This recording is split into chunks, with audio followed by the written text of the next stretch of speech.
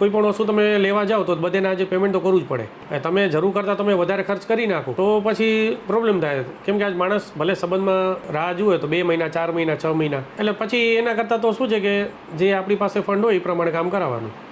For my home લોકોના ઘર બનાવવાના અનુભવને ડોક્યુમેન્ટ કરી કન્સ્ટ્રક્શન અને રિયલ એસ્ટેટ ઇન્ડસ્ટ્રીની સાચી સમજણ તમારા સુધી પહોંચાડવાનો પ્રયત્ન કરી રહ્યા છે.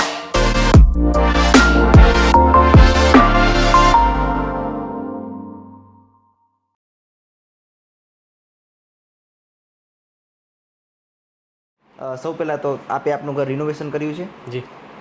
રિનોવેશનમાં આપે શું શું કરાવ્યું છે? મેં થોડું સિવિલ વર્ક હતું, થોડું ફોટું ને પ્લાસ્ટરનું, પછી કલરનું હતું, પીઓપી હતું ને ફર્નિચરનું હતું અને ઇલેક્ટ્રિકનું હતું. બરાબર. જે આપણું જૂનું ઘર હતું જે રિનોવેટ થયા પહેલાં એને કેટલા વર્ષ થયા? એને લગભગ 20-21 વર્ષ જેવા થયા. ઓકે. એટલે મેં થોડાક સમયમાં એ મેં કામ કરાવ્યું છે. એમ લગભગ મને 4 વાર મેં કામ કરાવ્યું છે અલગ અલગ. રિનોવેશન? હા. એક સ્ટેજમાં? હા. એ 4 સ્ટેજમાં કઈ રીતે કર્યું? મતલબ પહેલો કયો સ્ટેપ લીધો? બીજું? એટલે પહેલાં મેં પાછળ બેડરૂમ બનાવ્યો હતો. પહેલાં બેડરૂમ નહોતો, 1 રૂમ કિચન જ હતો. બરાબર. પાછળ એક બેડરૂમ બનાવ્યો, પછી આ ફ્લોર ને એ બધું નવેસરથી કરાવ્યું. બરાબર. એની પહેલાં જ્યારે અમે રહેવા આવ્યા ત્યારે બાઉન્ડ્રી કે ટાંકો કે કંઈ નહોતું, એ બધું પહેલાં કરાવ્યું. એટલે જેવી જરૂરિયાત હતી એ પ્રમાણે અમે કરાવતા ગયા એમ. બરાબર. પછી ઉપર 2 રૂમ બનાવ્યા, એમાં એ પહેલાં પતરાવાળા બનાવ્યા હતા. એટલે થોડું બજેટનો પ્રોબ્લેમ હતો એટલે, ને થોડાક સમય પછી વળી જે જૂનું પૂરું થયું લોન ને બધું, એટલે પછી વળી સ્લેબ ભરી નાખી. બરાબર. એટલે ઉપર 2 પાકા રૂમ થઈ ગયા એમ. જનરલી રિનોવેશન બધા એક સાથે કરી લેતા હોય, એક ભેગું બધું કામ ઉપાડી લેતા. તમે એક અલગ અલગ સ્ટેજમાં કીધું, તો તમે શું સલાહ આપશો કે કઈ રીતે કરવું જોઈએ વ્યવહાર? એક સાથે ઉપાડી લેવું જોઈએ કે પછી અલગ અલગ? એટલે આમાં શું છે કે ફંડ ઉપર આધાર છે. હવે આજે મારી પાસે જેટલા હોય, જો હું એ પ્રમાણે કામ કરાવું તો મને બીજો કોઈ ટેન્શન નહીં. હવે આજે કોઈ પણ વસ્તુ તમે લેવા જાઓ તો બધાને આજે પેમેન્ટ તો કરવું જ પડે. તમે જરૂર કરતાં તમે વધારે ખર્ચ કરી નાખો તો પછી પ્રોબ્લેમ થાય. કેમ કે આજ માણસ ભલે સંબંધમાં રાહ જુએ તો 2 મહિના 4 મહિના 6 મહિના, બરાબર. એટલે પછી એના કરતાં તો શું છે કે જે આપણી પાસે ફંડ હોય એ પ્રમાણે કામ કરાવવાનું. કોઈ ખાસ કારણો રિનોવેશન પાછળના? કેમ કે જૂનું ઘર તો ઓલરેડી હતું જેને તમે રિનોવેટ કરાવ્યું તો એ પણ પૂરું ન પડે ને. હવે આજે મારે એક છોકરી છે, એ દિવસે મોટી થાય. હવે જ્યારે મેં રહેવા આવ્યો ત્યારે છોકરી નહોતી, એ પાછળથી આવી. ધીમે ધીમે છોકરી મોટી થાય, આપણે ભણતરની રીતે પણ એક રૂમ જોઈએ. આજે કોઈ ગેસ્ટ આવે કે અત્યારે ખાલી એક રૂમ રસોડામાં તો થાય નહીં, એટલે એક બેડરૂમને જોઈએ. ને પછી સમય પ્રમાણે થોડો ફેરફાર પણ જરૂરી છે. સાચી વાત કે આજે આપણા ઘરે કોઈ આવે તો એને જ બધું દેખાતું હોય, તો ચેન્જ થઈ જાય. હા, થોડોક ચેન્જ થઈ જાય અને આપણે પોતાને પણ આનંદ થાય કે ભાઈ આપણે ઘરમાં બધું કરાવ્યું એમ. નવું થઈ રહે. નવું થઈ રહે. રિનોવેટ કરતાં પહેલાં તમે કોઈ રેફરન્સીસ જોયા હતા કે પછી ઇન્ટરનેટ ઉપરથી કઈ રીતે તમે આઈડિયા લીધો? એટલે થોડુંક ઇન્ટરનેટ ઉપરથી પણ આઈડિયા લીધો કે શું થઈ શકે છે, માણસો કેવી રીતના કરાવે છે. બરાબર. ને પ્લસમાં મારી તો આ લાઈન છે, અમે ક્લાયન્ટના ઘરે પણ અમે આ વસ્તુ કરતા હોઈએ છીએ. બરાબર છે. હવે અમને તો ઇન્ટિરિયર પાસેથી પ્લાન આવે કે ભાઈ તમારે આમ કરવાનું છે, એટલે અમને ઓટોમેટિક એ વસ્તુની આઈડિયા મળતી હોય છે. બરાબર. ને બાકી તો અમે એના ઘરમાં કરતા હોય એટલે અમને પ્રેક્ટિકલ નોલેજ મળી જ જાય. અનુભવના આધારે પછી મેં મારા ઘરમાં કર્યું એમ. બરાબર છે. સિવિલ વર્ક માટે કોન્ટ્રાક્ટર સાથે તમારો અનુભવ કેવો રહ્યો? અત્યારે જે મને કોન્ટ્રાક્ટર મળ્યા એ બહુ વ્યવસ્થિત હતા. આની પહેલાં પણ જેની પાસે મેં કરાવ્યો, મને અત્યાર સુધી ઓલ ઓવર મને કોન્ટ્રાક્ટર બધે સારા મળ્યા છે. બરાબર. કોઈ જાતની તકલીફ નહીં એમ. ને બધે આમ જાણે કે આપણા ઘરના મેમ્બરો એ રીતે છે, મને હાજરી દેવાની જરૂર નથી પડી એમ.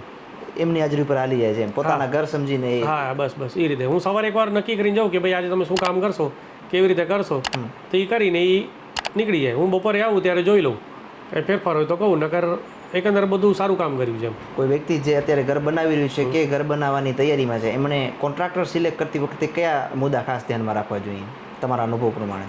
એટલે દરેક લાઈનના જે કંઈ માણસો છે એની સાથે જેટલું તમે ક્લિયર બધું લખાણ કરો એ વધારે સારું, કે જેથી તમને પાછળ તકલીફ ન પડે. બરાબર છે. નકર આજે શું છે કે દરેક ધંધામાં છટકબારી હોય છે, ભાઈ તમે આ મને નથી કીધું એટલે એનો એક્સ્ટ્રા ચાર્જ લાગશે. હવે આજે કોઈ મધ્યમ વર્ગનો માણસ હોય છે, બજેટ પકડીને ચાલતો હોય, તો પછી એનું બધું બજેટ બગડી જાય, પાછળથી કોઈ એક્સ્ટ્રા ખર્ચો કાઢે. ને ઘણી વખત એવું હોય છે કે એને નોલેજ ન હોવાના કારણે એક્સ્ટ્રા ચાર્જ લઈ જાય. એકચ્યુઅલી એનામાં જ આવતું હોય. સામે જ્યારે આપણે ડીલ કરતા હોઈએ ત્યારે આમ મૌખિક તો આપણી વાત થતી હોય છે કે આ કરાવવું છે, સામે કોન્ટ્રાક્ટર પર આપણી સાથે ડીલ કરે કે હા આ કરવાનું છે, તો એને બાંધવા કઈ રીતે? આમ તો શું છે, જો વિશ્વાસ ઉપર હોય છે. બાકી તો સામે કોન્ટ્રાક્ટરનો પણ સ્વભાવ કેવો છે, ઘણા એવા હોય છે કે લેટ ગો કરવા માનતો હોય કે એને ભાઈ ગ્રાહક મારાથી ખુશ થવો જોઈએ, એટલે એ વસ્તુ ઇસ્યુ નથી આવતો. ને કાં પછી તમે બધું એગ્રીમેન્ટ કરી લો કે ભાઈ એણે શું કામ કરવાનું છે, એનામાં શું આવે છે, એનો શું ચાર્જ લે છે, કેટલા સમયમાં પૂરું કરશે, કેવી રીતે પેમેન્ટ લેશે, જેટલું તમે ક્લિયર એમાં મેન્શન કરશો એટલું તમે પાછળથી તકલીફ ઓછી. એ સલામત વે થઈ ગયો આપણા માટે કે પહેલાથી જ એગ્રીમેન્ટ થઈ ગયું. અત્યારે તમે પોતે પણ એક ઇલેક્ટ્રિશિયન છો. ઇલેક્ટ્રિક અત્યારે જે રિમોટની સિસ્ટમ આવે છે જેનાથી રિમોટ કંટ્રોલથી બધું કંટ્રોલ થઈ જાય છે, જે મેન્યુઅલ સ્વિચ છે એની જગ્યાએ, તો એના પર આપનો કેવો અનુભવ રહ્યો પર્ટિક્યુલર કચ્છમાં, અને તમે શું કહેશો એના કેટલા ફાયદા છે ને એ કઈ સિસ્ટમમાં આપણે અહીંયા લોકલ એરિયામાં એ અત્યારે આવી રહ્યું છે? એટલે અત્યારે તો દરેક જગ્યાએ જે મોટા મોટા જે પ્રોજેક્ટ છે એમાં વાપરે છે. ને ઘણી વખત કેવું થાય કે માણસો ફક્ત એક જેમ કે સિટિંગ એરિયા છે તો એમાં વાપરતા હોય, કેમ કે એની કોસ્ટ ઊંચી જતી હોય. પણ અલગ અલગ કંપની વાઇઝ બધેના રેટ અલગ અલગ હોય છે.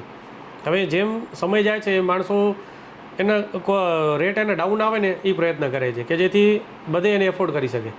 કોઈ પણ વ્યક્તિ આજે નાખવામાં સંકોચ ન કરે. બરાબર. ને બાકી આજે 2 વે સિસ્ટમમાં આવે, જેમ કે રિમોટથી ઓપરેટ થાય ને બાકી મેન્યુઅલી પણ ઓપરેટ થાય. એટલે ઇન કેસ તમારી એનો જો કોમ્બો ખરાબ થઈ ગયો તો તમે મેન્યુઅલી ઓપરેટ કરી શકો, તમારે કામ ન અટકે.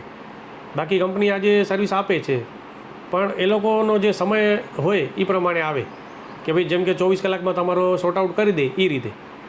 તે લોકો ક્યાંક બીજા કમ્પ્લેન્ટમાં હોય તો કદાચ થોડુંક આમ તેમ થાય તો તમે એ વખતે મેન્યુઅલી તમે ઓપરેટ કરીને તમારું કામ ચલાવી શકો. કિચનનું ફર્નિચર અને ઓવરઓલ જે તમે મકાનમાં જે ફર્નિચર યુઝ કર્યું એ સિલેક્ટ કરતી વખતે તમે કયા કયા મુદ્દા ધ્યાનમાં રાખ્યા હતા? એટલે ખાસ તો ડ્યુરેબલ હોવું જોઈએ અને લુકવાઇઝ પણ આપણે સારું દેખાવું જોઈએ, ને બજેટમાં જેટલું હોય તો આપણે રીતે જરાક સારું રહે એમ કે લોંગ લાઈફ આપણે જોવું ન પડે. સફાઈની રીતે કે ક્વોલિટી વાઇઝ ઘણી વખત ઇન્જીસ ક્યાંક નીકળી જતા હોય, ક્યારેક તૂટી જતા હોય, ક્યારેક સનમાઇકા ઉખડી જતા હોય, તો થોડુંક તો શું છે કે આપણે કાર્પેન્ટર ઉપર પણ વિશ્વાસ મૂકવો પડે. અમારું માધ્યમ ફોર માય હોમ આપની પાસે આવીને જે આપણું ઘર રિનોવેશનની યાત્રા હતી ડોક્યુમેન્ટ કરી, એ અનુભવ કેવો રહ્યો? અનુભવ તો સારો છે. જે તમારી જે અનુભવ છે એ જે ઘર બનાવી રહ્યા છે કે ઘર બનાવવાની તૈયારીમાં છે એમને હેલ્પફુલ થશે અને એમની યાત્રા જે છે વધુ સરળ અને ઝડપી બનશે. Thank you for your valuable time.